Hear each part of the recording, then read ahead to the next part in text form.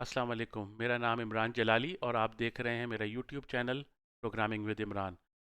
तो आज मैंने जो अपना टॉपिक सेलेक्ट किया है वो है पॉइंटर्स इन सी सी प्लस प्लस। पॉइंटर्स हमेशा उन स्टूडेंट्स के लिए कंफ्यूजिंग रहे हैं जो ऐसी लैंग्वेजेस की तरफ से आते हैं जहाँ पॉइंटर्स इस्तेमाल नहीं होते या बिल्कुल न्यू कमर होते हैं, उनको पॉइंटर्स की कोई समझ नहीं आती। तो मैं ये कुछ सीरीज़ ऑफ वीडियोस बना रहा हूँ अगले चंद दिनों में, और अगर आप इसको फॉलो करेंगे तो इंशाल्लाह मुझे उम्मीद है कि आप पॉइंटर्स को बहुत अच्छी तरीके से समझ जाएंगे और आपकी सारी कन्फ्यूजन दूर हो जाएगी। तो चलें शुरू करते हैं। पॉइंटर्स सी और सी प्लस प्लस दोनों लैंग्वेजेस में यूज़ होते हैं। आपको जैसे कि मालूम है कि सी लैंग्वेज जो है वो एक स्ट्रक्चर्ड लैंग्वेज है और सी प्लस प्लस स्ट्रक्चर्ड भी है और ऑब्जेक्ट ओरिएंटेड भी है। तो दोनों में पॉइंटर्स का इस्तेमाल होता है।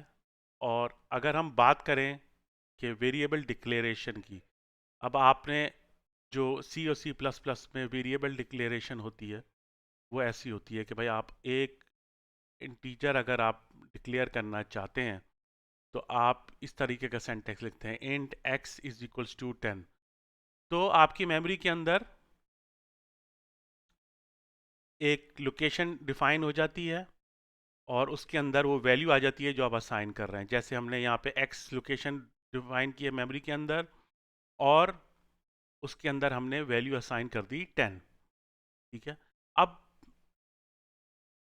इन बातों से भी पहले मैं आपको एक बात बता देना चाहता हूँ कि दो किसी किस्म के वेरिएबल्स होते हैं सी सी प्लस प्लस के अंदर। एक तो डेटा वेरिएबल, जैसा कि ये डेटा वेरिएबल है, और एक होता है एड्रेस वेरिएबल जिसके बारे में हम अगले चंद मिनटों में बात करेंगे।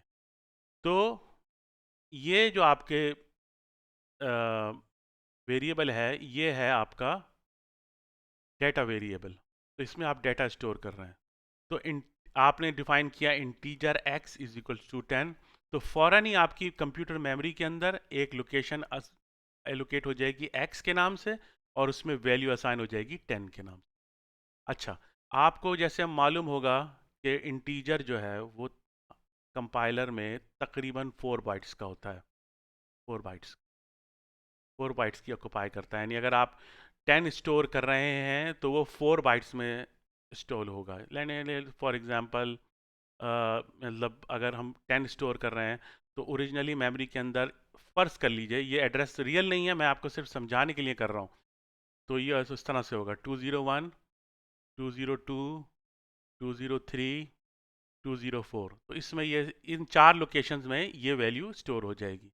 अब ये जैसे स्टोर हो रही है ये कंपाइलर का प्रोग्राम का काम है, इससे आपको लेना देना नहीं है।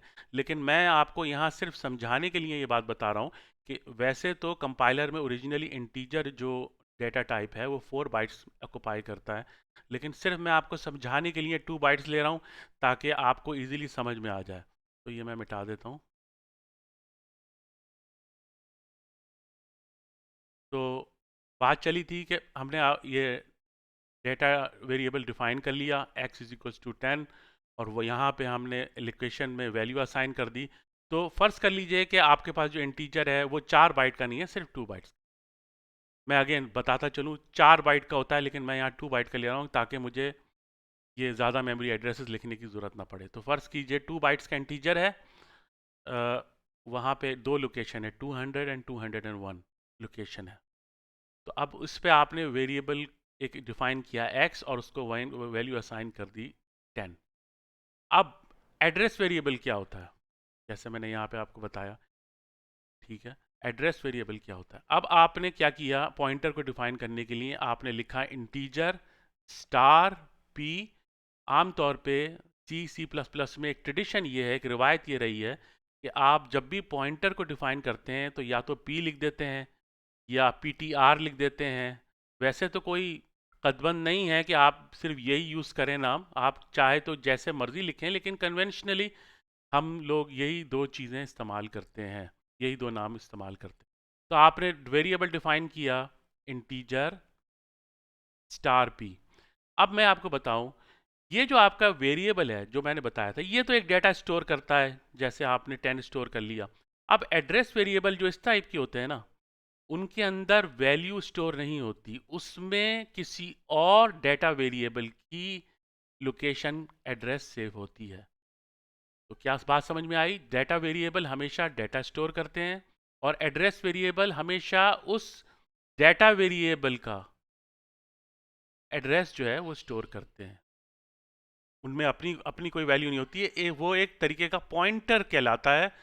पॉइंट करते हैं यानी वो एक वैल्यू को पॉइंट करते हैं किसी दूसरे वेरिएबल की तरफ, उसके एड्रेस की तरफ। तो फर्ज कीजिए मैंने यहाँ पे इंटीजर स्टार पी डिफाइन किया। अच्छा, यहाँ पे एक बात याद रखिएगा कि ये स्टार जब भी आप किसी वेरिएबल के साथ लगाएंगे तो वो पॉइंटर बन जाएगा। अच्छा, इसमें एक और बात समझने वाली ये है कि जब आप इसको डिफाइन करते हैं तो आप इसको इस तरह से भी लिख सकते हैं, इंटीजर स्टार पी, ठीक है, इस तरह से भी डिफाइन कर सकते हैं और इस तरह से भी डिफाइन कर सकते हैं, इस तरह से भी डिफाइन कर सकते हैं। तो स्टार आप चाहे इसके साथ चिपका दें या पी के साथ चिपका दें, बात एक ही है। कान को यहाँ से पकड़ो या वहाँ से पकड़ो, बात एक ही है। तो जब भी आप किसी भी वेरिएबल के साथ स्टार लगाएंगे तो वो पॉइंटर वेरिएबल बन जाएगा, ठीक है। अब ये आपको मैंने बता दिया, ये था आपका डाटा वेरिएबल, ये था आपका एड्रेस वेरिएबल। अब ये एड्रेस वेरिएबल से हम करेंगे क्या भाई, हमने स्टोर क्या करना है इसमें। तो फर्ज कर लीजिए आपने स्टार पी दबाया, पी डिफाइन किया, तो यहाँ पर एक और मेमोरी के अंदर, आपके कंप्यूटर मेमोरी के अंदर एक और लोकेशन डिफाइन हो गई जिसका नाम पी रख दिया गया, ठीक है। और फर्ज कर लीजिए, अगेन ये 2 बाइट का है क्योंकि हम इंटीजर यूज़ कर रहे हैं और मैंने कहा था कि मैं आपको सिर्फ 2 बाइट की एग्जांपल दूंगा। तो यहाँ पे आपने 300 और 301, ये एक मैं आपको बता रहा हूँ, ये कोई रियल इसको ना समझिएगा, मैं एक फ़र्ज़ी तौर पर आपको एक लोकेशन बता रहा हूँ। जब हम प्रोग्राम इंशाल्लाह चला के देखेंगे तो आपको नहीं मालूम होता कि एड्रेसेस कहाँ पे कंप्यूटर स्टोर कर रहा होता। ये आपकी हेडेक नहीं है, ये आपको जानने की ज़रूरत नहीं। तो ये आपने पी डिफाइन कर दिया और यहाँ पे एक लोकेशन डिफाइन हो गई एड्रेस के हिसाब से।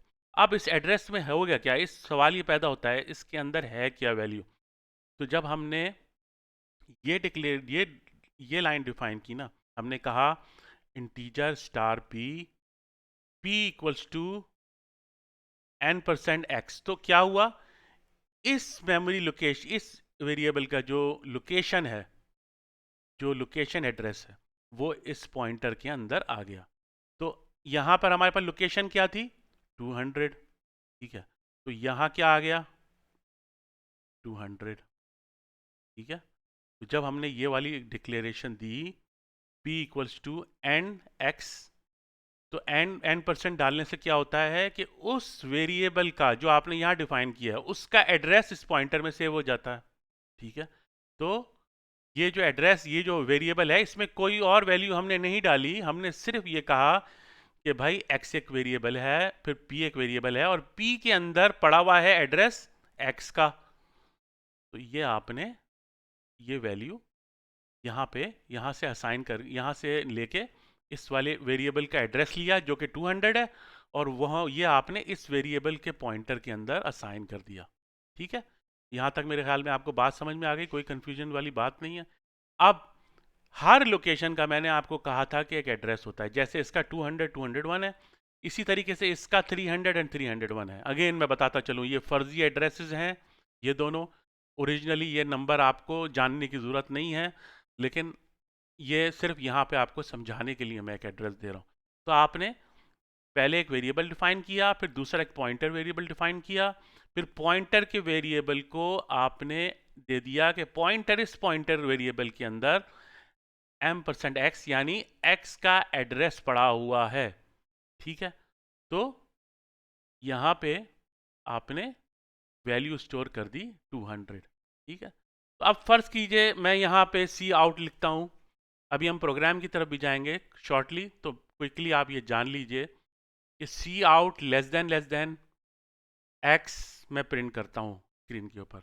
आपको मालूम है कि ये सी आउट जो है ये आईओ स्ट्रीम जो हेडर फाइल है उसके अंदर यूज़ होता है और इससे जो है आपके कंप्यूटर स्क्रीन के ऊपर चीज़ें डिस्प्ले होती है। तो ये स्ट्रीम एक्सर्शन ऑपरेटर यूज़ कहलाता है, ये वाला जो लेस देन का जो साइन है। तो आपने इसको प्रिंट किया कि इसके अंदर वैल्यू क्या पड़ी है, ठीक है, एक्स के अंदर क्या वैल्यू पड़ी है। तो एक्स के अंदर क्या वैल्यू हमने डाली थी 10, तो यहाँ क्या जवाब आ गया 10, ठीक है। सिंपल सी बात है, मैंने कहा एक्स की वैल्यू बताओ तो उसने कहा 10। अब मैंने इससे कहा है कि एक्स का एड्रेस भी बताओ। जब भी मैं n% डालता हूँ ना, तो ये इसका मतलब मैं पूछ रहा होता हूँ कि इस वेरिएबल का एड्रेस मुझे बताओ। तो एड्रेस क्या है, एड्रेस ये रहा, तो यहाँ जवाब आ गया 200, ठीक है।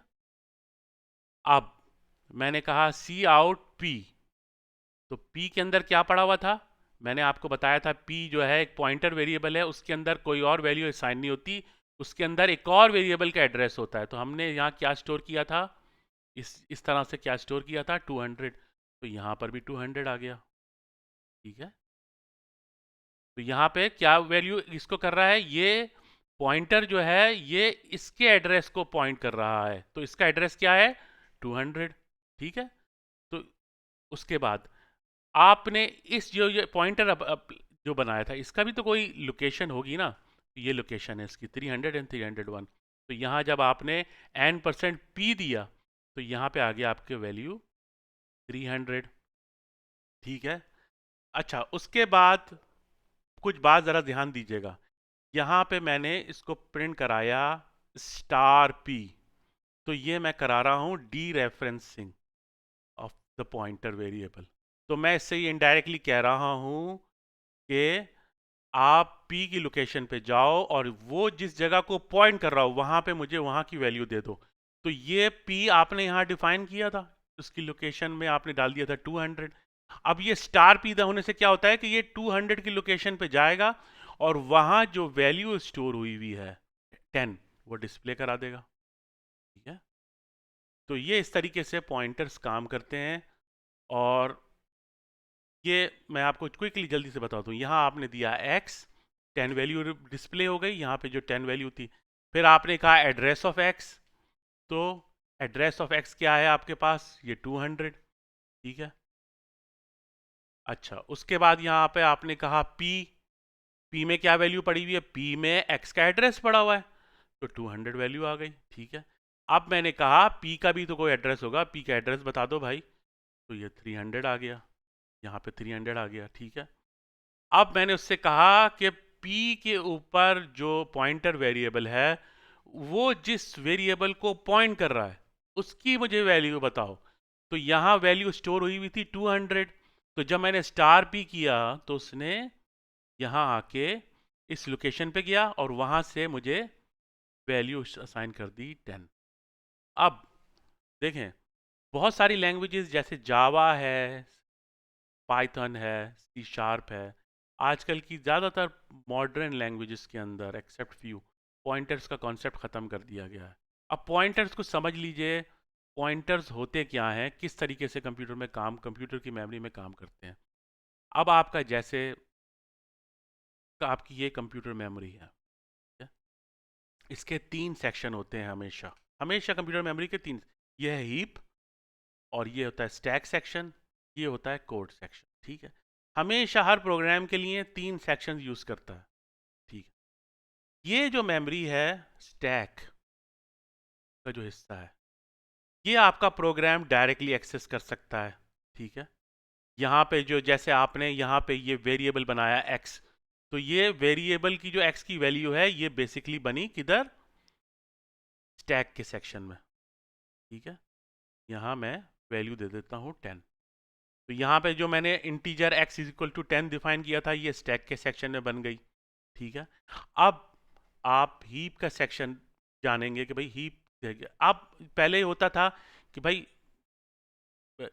इससे बात को बताने से पहले एक और बात बता दूं, जब भी आप प्रोग्राम रन करते हैं ना, अब जैसे ये हमारा प्रोग्राम था, ठीक है ना, तो मैं प्रोग्राम में लिख देता हूँ इंटीजर मेन, ठीक है, और ये मेरा रिटर्न 0, और ये मेरा मेन, ये मेरा मेरा एक सी प्लस प्लस का एक छोटा सा प्रोग्राम बन गया है। तो जब भी आप प्रोग्राम को चलाते हैं तो ये पूरा प्रोग्राम जो है ना आपका, ये यहाँ लोड होता है कोड सेक्शन के अंदर, है ना, यहाँ से आपका स्टार्टिंग होती है कोड एग्जीक्यूशन।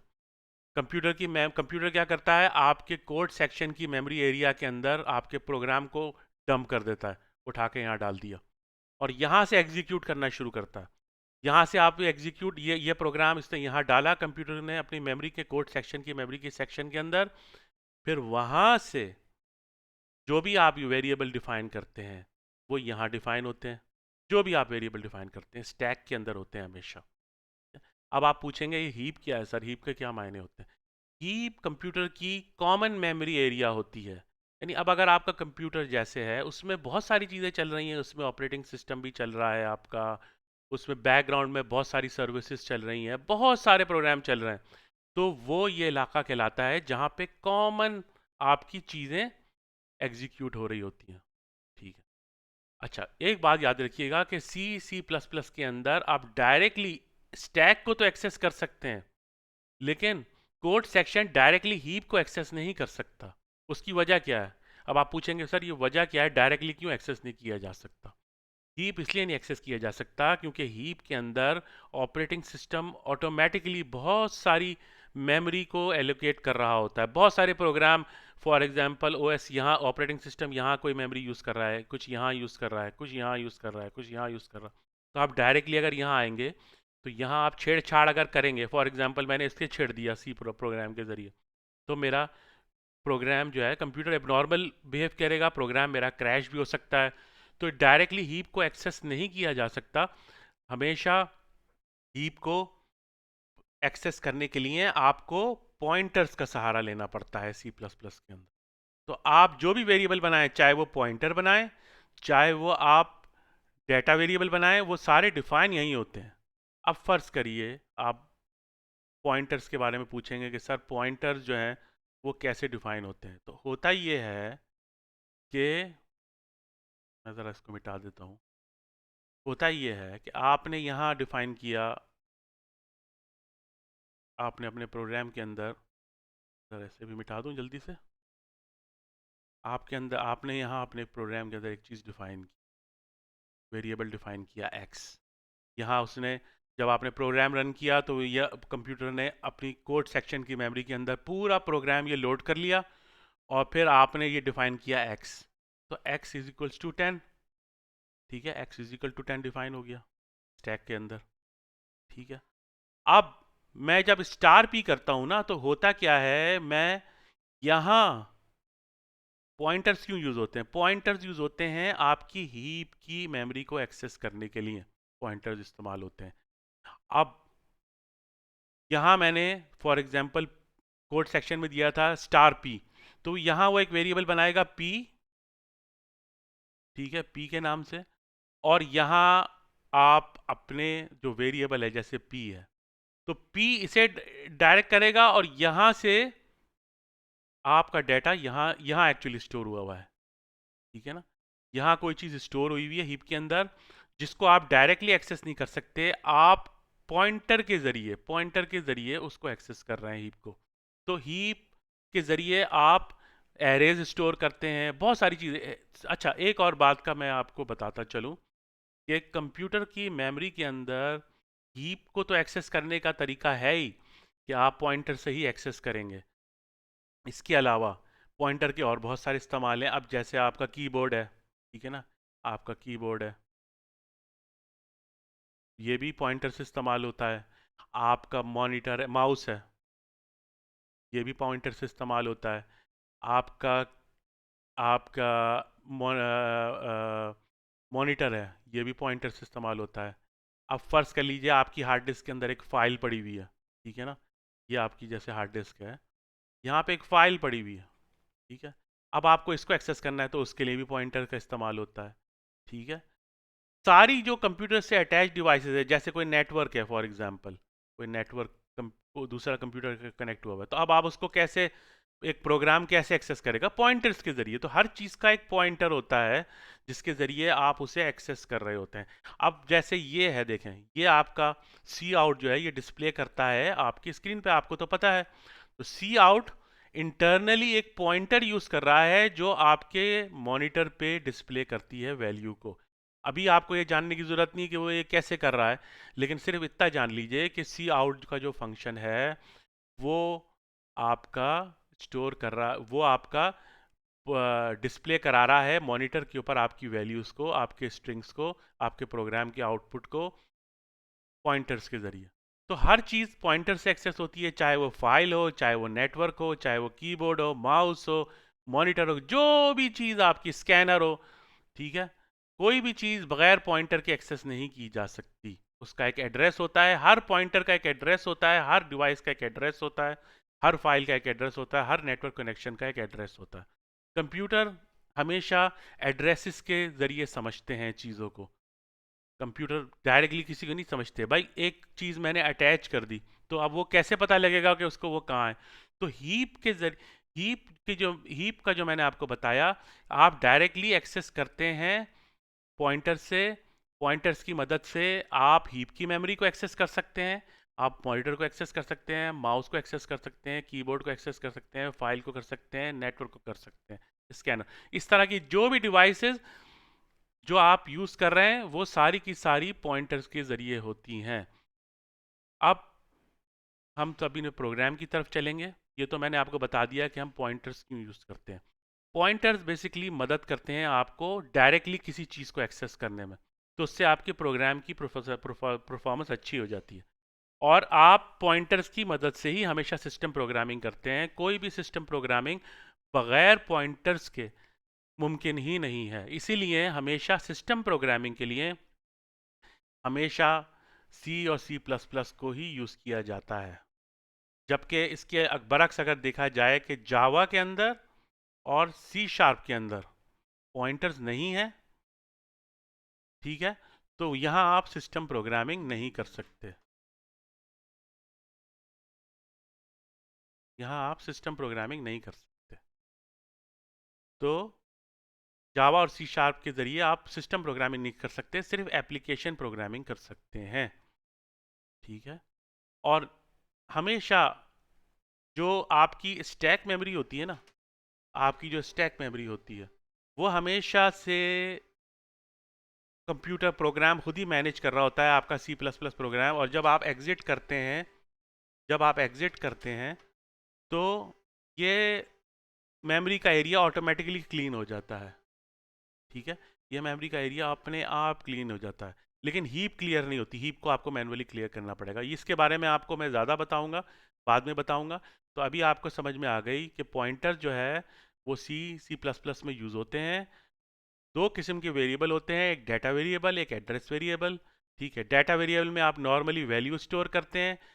एड्रेस वेरिएबल के अंदर आप एड्रेस वेरिएबल में आप स्टोर करते हैं जो पॉइंटर्स के ज़रिए इस्तेमाल होता है, और उसमें आप स्टोर करते हैं किसी भी दूसरे वेरिएबल की वैल्यू को। जो जो वैल्यू को स्टोर नहीं करते, वहाँ उसकी एड्रेस को स्टोर करते हैं। तो पॉइंटर में हमेशा एड्रेस आता है, और जो नॉर्मल वेरिएबल है उसमें वैल्यू आती है, ठीक है। तो ये जो है आपका, ये वाला, ये आपने आपने जैसे ये आपने डिफाइन किया था, ये, तो ये आपका हो गया डिक्लेरेशन, ठीक है। पॉइंटर की डिक्लेरेशन, ये हो गई आपकी डिक्लेरेशन पॉइंटर की। ये हो गई आपकी रेफरेंसिंग, या आपको इनिशियलाइजेशन भी कह सकते हैं आप इसको अगर चाहें तो। बात एक ही है, अगर आप इसको रेफरेंसिंग कहें। और ये जो आपका है ना, ये वाला, ये ये यूज, इसका मतलब है डी रेफरेंसिंग। जब भी आप स्टार लगा हुआ देखें तो इसका मतलब वो ये है कि इसको कहते हैं डी रेफरेंसिंग। डी रेफरेंसिंग का मतलब ये है कि वैल्यू एक्सट्रैक्ट करना, जिस पॉइंटर से वो पॉइंटर जो है वो आपका असाइन कर रहा है, जो वैल्यू, जो जो जो एड्रेस इसको असाइन हुआ है उसकी वैल्यू उठा के लाने को कहते हैं डी रेफरेंसिंग, ठीक है। तो ये छोटा सी एक्सप्लेनेशन थी, उम्मीद है समझ में आ गई होगा। मैं इस सीरीज़ को जारी रखूँगा। आइए अब जल्दी से कोड की तरफ चलते हैं और समझने की कोशिश करते हैं रियल टाइम में कि हो क्या रहा है। तो देखिए यहाँ मैंने छोटा सा प्रोग्राम बनाया है। यहाँ मैंने लिखा है x=10। तो जब मैंने ये डिफ़ाइन किया तो एक मेमोरी के अंदर जगह हो गई एलोकेट 10। अब फिर क्या किया, मैंने एक पॉइंटर वेरिएबल लिया स्टार। अब मैं इसको चाहूँ तो मैं यहाँ लगा दूँ, या फिर मैं इसको चाहूँ तो यहाँ लगा दूँ, बात एक ही है, ठीक है। नॉर्मली सी में यहाँ लगाते हैं और सी प्लस प्लस में यहाँ लगाते हैं। तो मैं इसको ऐसे ही रहने देता हूँ। अब मैंने क्या किया, एक मैंने ए वेरिएबल लिया, उसमें 10 वैल्यू स्टोर कर दी, और मैंने एक और वेरिएबल लिया पी, उसमें ए का एड्रेस स्टोर कर दिया। तो इसमें क्या था, एड्रेस स्टोर कर दिया ए का, ठीक है। और फिर उसके बाद मैंने प्रिंट कराया ए को, तो वैल्यू क्या आ गई 10। फिर मैंने कराया एड्रेस ऑफ ए, तो ये मैं आपको चला के दिखाता हूँ तो आपको सही समझ में आएगा। देखें आप, अब मैंने चलाया इस प्रोग्राम को, तो देखें ये 10 आ गई वैल्यू।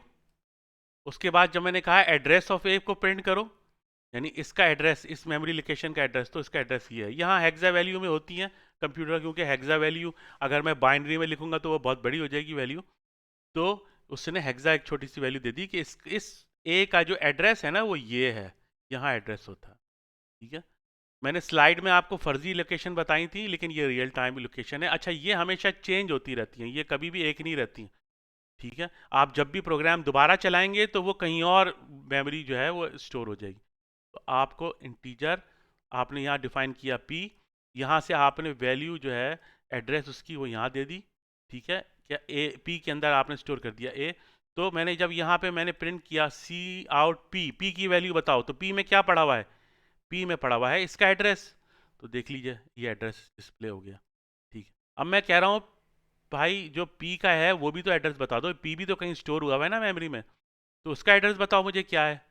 तो उसका एड्रेस ये है, देखें ये दो अलग अलग लोकेशन है। यहाँ आपका नॉर्मल डेटा वेरिएबल स्टोर हुआ हुआ है, और ये आपका पॉइंटर जो आपने वेरिएबल बनाया था ये वाला, उसका एड्रेस ये है, ठीक है।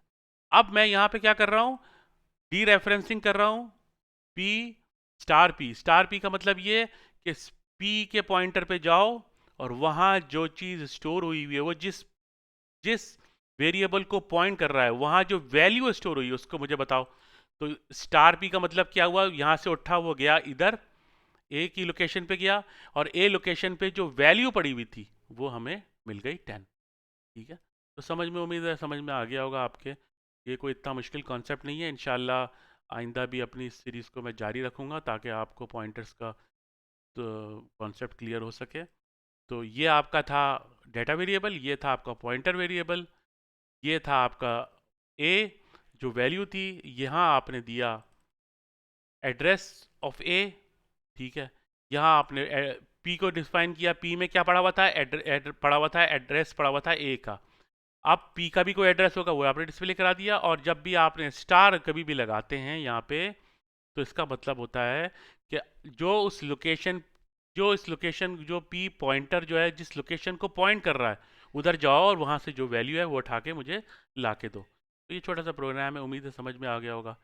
मुझे अपनी दुआ में याद रखें। अगर चैनल पसंद आए या वीडियो पसंद आए तो लाइक करना ना भूलिएगा, अपने दोस्तों यारों में उसको शेयर करना ना भूलिएगा। इंशाल्लाह नेक्स्ट सीरीज़ के साथ पॉइंटर्स की मैं फिर हाजिर होऊंगा। तब तक के लिए मुझे इजाज़त, फ़ी अमान अल्लाह।